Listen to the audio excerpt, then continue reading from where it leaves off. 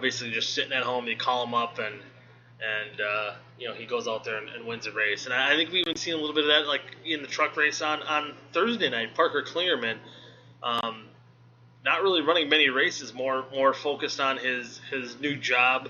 A young guy that was another one of the Toyota guys back in a few years ago. I think he was right there in that Kyle Busch Motorsports deal.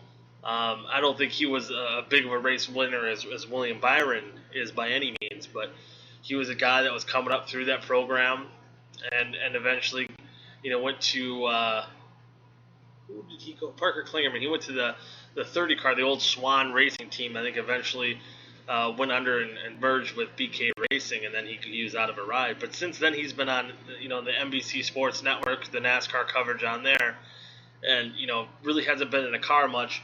And he goes in and fills in for John Wes Townley and that team.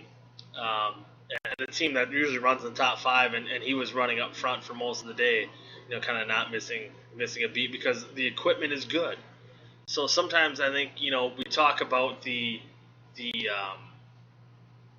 drivers being more competitive. It's more competitive, I think, we could say because of the cars in certain series. I would say the Cup Series again, not so much. I mean, I think right now with as much, I've heard this even heard about today that the Toyota's shoveling money in factory support, especially in the Xfinity and the Truck Series, that they're far above and beyond the other teams, because I don't think when you look at Junior Motorsports, basically a Hendrick run organization, they're not caring as much as Toyota is.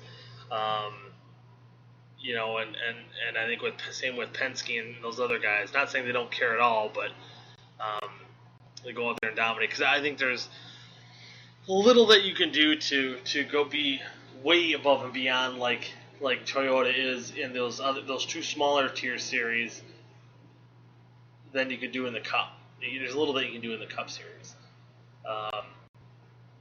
albeit that. Whoa, lights went out. Albeit that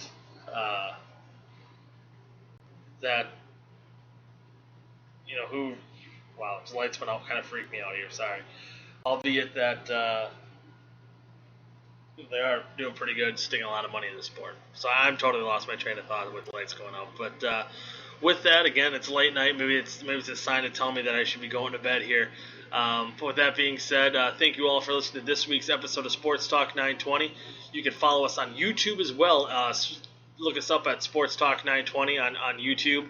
We're available there. You can download all of our episodes, and you can critique me, good or bad, whatever, what we talk about on the show. Again, you can join us in the chat room anytime when we have a show. Leave me comments on YouTube as well.